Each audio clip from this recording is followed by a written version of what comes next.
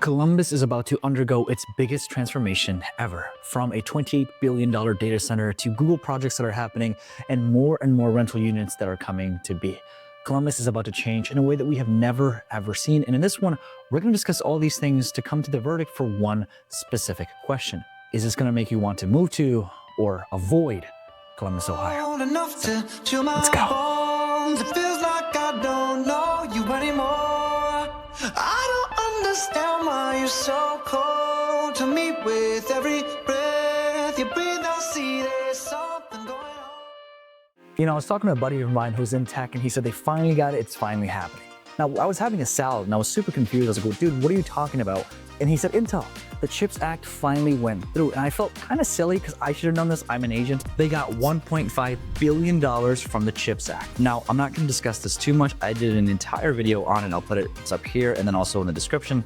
But they were down $17 billion. But now with the CHIPS Act's passage, they're good to go. So in all honesty, I'm super excited to finally come to fruition and change the landscape of New Albany as we know it. But combining with that, Google is adding a $2.3 billion investment in its data centers in Central Ohio, including a brand new facility in Columbus. This specific investment supports services like search, Gmail, Maps, Cloud, and YouTube, underscoring the region's growth in all these services and utilizing Columbus as a factor for opportunity. Now, going into specifics about this project, in June of 2024, Google announced a substantial investment of $2.3 billion to enhance its data centers in Central Ohio, encompassing facilities in New Albany, Lancaster, and a new built facility in Columbus. This investment, combined with the $4.4 billion that Google has already given since 2019, combines for a $6.7 billion allocation to just Central Ohio alone. Whoa, that's a lot of money. And I'm super excited for it. This, combining with the Intel projects and a few other things that we're going to discuss, it really is showing a promising future. One of the caveats of Columbus and Ohio as a whole is we are a day's drive away from 60% of the entire country. Nice. And what this means is a lot of data centers, because of the optimal location, they're going to be built here. So because of that optimal location, more companies want to choose this central area to make it their home. Now, going specifically into each facility, the one in New Albany, it's operational since 2019, so it's already good to go. This facility marked Google's initial footprint in Ohio. It was the first one. Now, the next one was in Lancaster, and the reason that this was built was because Google was growing way too fast. It was established to support Google's expansion services, which were super demanding. This center played a critical role in the country's regional infrastructure, marking one thing, that a lot of the efforts that were happening in other locations, they stopped and they're happening here in Ohio. Now, when we think about this from an economic standpoint, there's a lot to talk about. One of the biggest things that we're seeing, first and foremost, the investment has a ton of economic contributions to the great state of Ohio as a whole. From rising GDPs to rising the economic stature, this is awesome. Another thing to consider as well is that data centers have become valuable resources for local governments, fostering job creations and technological advances. All of these are really amazing things. Combining with the Intel project, both of these things are expected to bring over 5,000 permanent jobs and over 10,000 in construction. That's amazing. I'm really excited to see what happens next. And we look at it, but there's also a secondary caveat, and it's the energy consumption. With more and more data centers that are being locally built here, it's taking more energy and more power away. The expansion of data centers has led to an increase in energy consumption, necessitating one thing, well, more and more transmission lines. The surge in demand overall has, well, struck up a lot of conversations while potentially creating some sustainable energy solutions that is 1,000% needed in today's day and age, especially in this location. Now, when we think about this from an economic standpoint, it's a really good thing, because when more and more job creation happens here, when more and more systems and operations are developed in this specific area, what that means is there's going to be more opportunities for employment, higher GDP or gross domestic product, and overall more money is going to be circulated right here. You know, when I tell people the history of our airport's name, they don't believe me. You see, John Glenn International Airport was renamed in 2006 after the astronaut and the US Senator. Before that, it was named Port Columbus International Airport. The idea behind the change was to give honor and homage towards a man that contributed so much to both our country and our state, both from a political standpoint and a space exploration standpoint as well. Columbus does have a significant place in John's heart. It was a city where he grew up in and was actually born in as well. The name was more symbolic than anything else. So aren't we happy that the third project is this? The skyline of the John Glenn's International Airport is poised for growth and change with a $2 billion state-of-the-art terminal. The idea and the scheduling behind this groundbreaking project is early 2025, and the project represents a transformative approach to the airport's future and really what transportation looks like for Columbus as a whole. Now, I'm gonna have a bunch of pictures so you can see everything, but the location is really important. The new terminal will be built across the street from the rental car center on the land currently occupied by the blue long-term shuttle lot and also the cell phone waiting lot. I'm gonna have my assistant, if we can get a map of it just to show a 3D image of the studio, that'd be perfect. And again, groundbreaking, no, literally like groundbreaking the ground is early 2025 with an expected clearance date or completion date of 2028, with the terminal opening in 2029. Some key specific features about the terminal that make it really, really unique are this. Number one, in terms of the overall just layout of the terminal, it's a centralized security checkpoint that leads to a single concourse offering a large open marketplace, a major upgrade from the current 3 concourse layout. So it's meant to just centralize everything and have kind of an open concept to it, and I'm a big fan of this because I think that if we just have too much like conundrum that's happening in one area and we just don't know what point A and point B looks like, there's just a lot of noise that can be created. So having something open is really, really key. The second thing is a parking and accessibility factor to it. A 5,000 space parking garage with an elevated pedestrian bridge will connect the terminal to the rental car facility as well. This is awesome. I love the fact that we can have something just go from point A to point B and not have to worry about going to this location or that location. This is super cool. And the third thing is the amenity. It's going to be modern facilities, a spacious design, and enhanced marketplace for travelers to make it as amazing as possible for you. Now, you're probably asking the million-dollar question, well, billion-dollar question. Where's the funding coming from? The $2 billion project is financed through a mix of passenger fees, parking revenue, airline tenant revenue, federal grants, and the airport revenue bonds. So there are a multifaceted approach to how this will actually be compensated and ultimately how this project will ultimately go through. Combining with that, this is also incentivized in creating a 25% disadvantaged business enterprise / program, or a DBE or DBP participation goal, equating to approximately $400 million in contracts for underrepresented businesses, including small, local, minority, women, and veteran-owned firms as well. What do you think about this? Let me know in the comment sections below. I'm curious. I really am genuinely curious what you guys think about this. Is this a good thing for the economy or is this a bad thing? And what do you think specifically about the DBE or the DBP? Are you happy with it? Are you okay with it? Is it a good thing? Or again, is this a bad thing? I'm genuinely curious. Please let me know your thoughts. Now, moving on to this, who's actually going to be building it? Like where are we going to get the builders from? Well, that's going to be independent contractors. Most likely for the airport and for the terminals, we're just going to simply hire out some private company and make it so that people that are in Columbus and that people that are in Ohio actually get these jobs. In terms of labor participation, it says that local labor unions are called for a community benefits program to maximize economic impact in the region. So they're going to have unions work there. They're going to have contractors, probably hire those contractors out to private companies and then get that taken care of from that standpoint. So with updates on the construction and what's actually happening, the blue shuttle lock will close on December 9th, 2024. So this video is probably out by then. So by this time, it should be theoretically closed. Let us know in the comments below, obviously, if it is or if it isn't.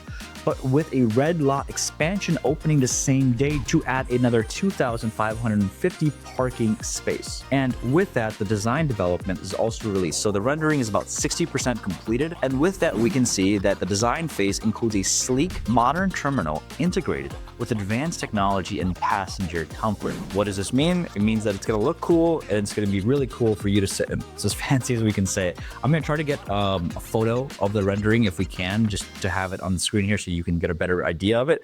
But if we don't have it, I'm sorry, but that's kind of what the rendering will look like if there is a photo. If not, I'm out of luck. Now, moving on from this, with the final point, the president of CRAA is quoted with saying, "The new terminal is a transformative investment for the future of CMH. We're committed to delivering world-class facility that meets and exceeds the needs of the travelers for decades to come." Historically speaking, this is going to play a massive role. It's going to be something really unique for Columbus and something that's going to withstand probably my lifetime and probably your lifetime as well. And I'm excited to see everything happening live as well. You know, I used to actually live in Florence. I used to study abroad there. And I was always surprised by how those Italians would always eat so much carbs, smoke so many ciggies, and always remain so healthy and well fit. And one of the craziest things that I realized when I was there is I was getting like 15 to 20,000 steps every single day. And I think that idea is super duper prevalent and something that really creates, well, more than anything else, a healthier lifestyle. You see, one of the reasons that I think people love colleges so much is because you don't have to necessarily drive to go out and meet your friends and do all these crazy things. Everything is there, from food to more food to classes and, well, your friendships.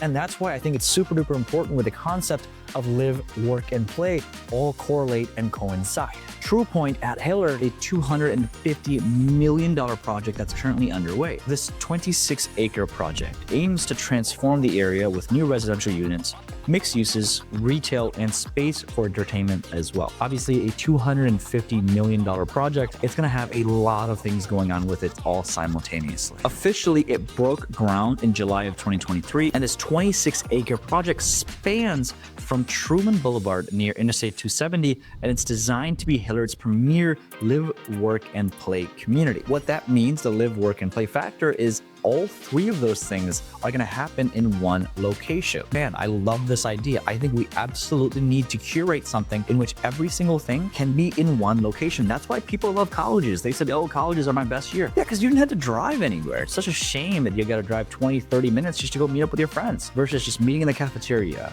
going to school, going to lunch. Every single thing in one area is amazing. Live, work, and play. Consider me a fan. This is going to create approximately 350 luxury apartment units, including 3-story walk-ups, offering diverse housing options to attract a broad demographic. It's not just one kind of people, it's everywhere. Combining with this, there's also going to be 42,000 feet of commercial space as well. What's going to happen is it's dedicated to a high-end retail and dining establishments aiming to introduce unique restaurant options not currently available or, well, accessible in Central Ohio. I'm a foodie, I'm a fan. There's also a few other spaces that are going to be accessible as well. Number one is the office space, 350,000 square feet of Class A office space, strategically positioned in the last available parcel fronting I-270 in Hillard, enhancing the city's business appeal. So more and more companies come here, more and more companies have office space to use right here. Second to that, there's also going to be hospitality, so a hotel. A 108 hotel home to suite is going to be accessible in the Hilton Hotel, featuring amenities such as an indoor pool, fitness center, catering for both businesses and leisure travel as well. Finally, last but definitely not least, is the overall amenities. There's going to be a ton of green space, miles of walking trail, a 6-acre lake, a dog park,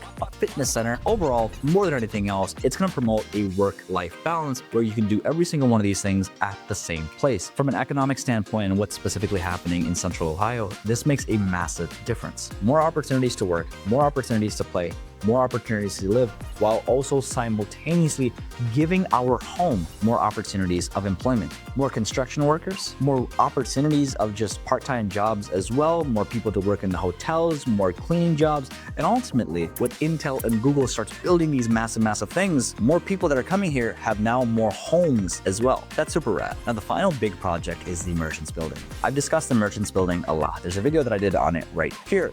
Watch that video. But besides that, I'm just going to go over it super briefly and give an overview. The Merchants Building is going to be a mixed-use building, which is a 32-story mixed-use tower adjacent to the historic North Market.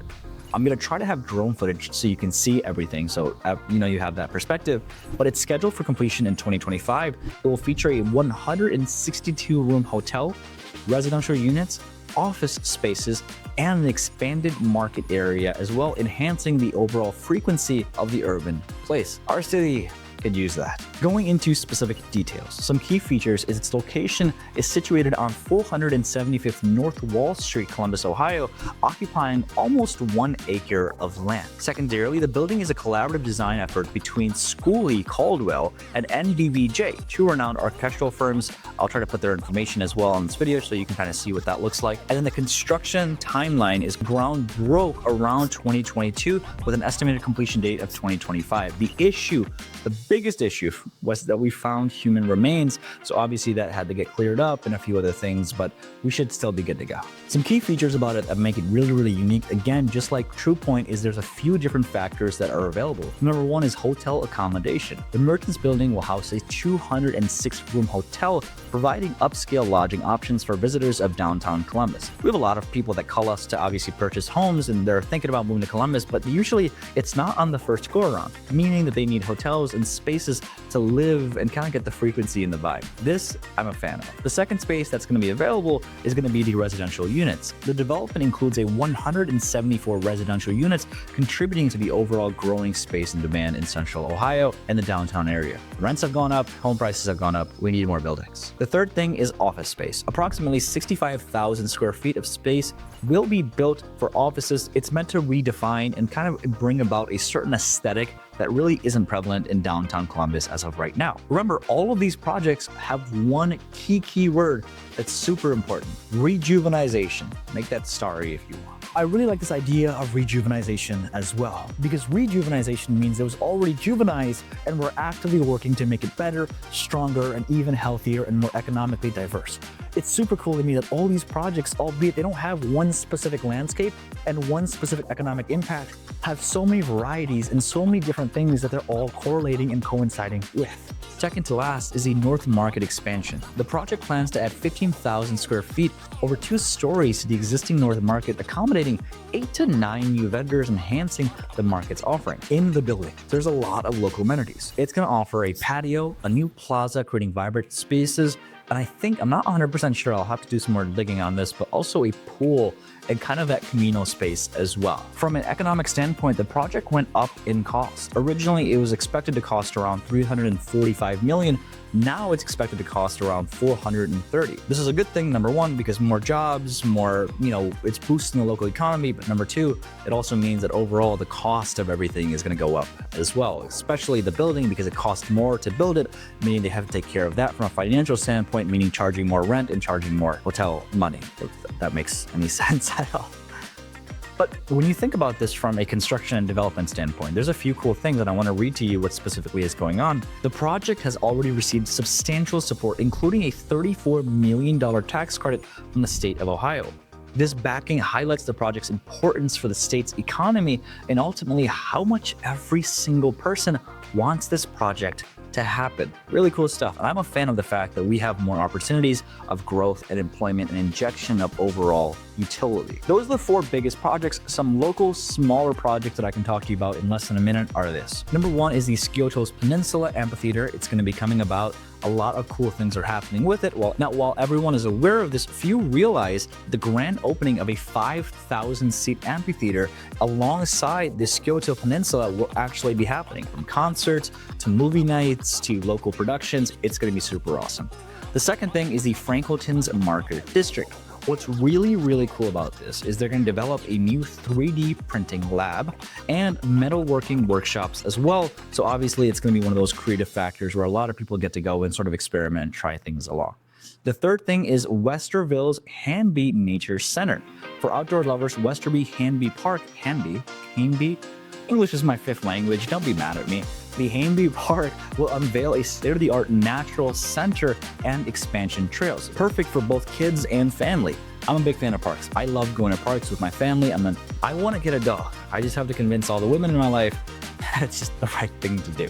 But I want to get a dog, and I want to take that dog, and I want to walk in the parks with my pet. We'll see what that happens. Maybe it's going to be this park. I'm super duper excited to find out. And last, but definitely not least, is the Innovation Gateway in Dublin. Dublin is quietly becoming one of those areas for tech, especially for a lot of relocation. A lot of our clients that reach out to us directly from YouTube when they're relocating to Columbus is, listen, where do I go? I have a family. I just got in tech. I got a software job. What do I do? Dublin. Dublin is that place where a lot of people conglomerate that have that same mindset. So it's a really, really cool thing and a really cool space all about. What specifically is happening is they're opening the Innovation Gateway, a co-working and incubator space tailored for startups. Locals know that this is part of Dublin's overall broader charm and broader goal to attract entrepreneurs. I'm going to do an entire video on why entrepreneurship in Columbus is skyrocketing and why I think it's a perfect location for entrepreneurs as a whole. Those are some smaller projects that we've got going on, and that's kind of what's happening in 2025 in Columbus and beyond. And I'm super duper excited to see how everything obviously operates and rolls around. What are your thoughts on any of these projects? Are these good or are they bad? Now, I know you're probably looking for more of an in-depth video on what specifically is going on with the biggest project, the Intel development. In fact, I did an entire video on the Intel development project where you can watch it right here. See you there. Bye.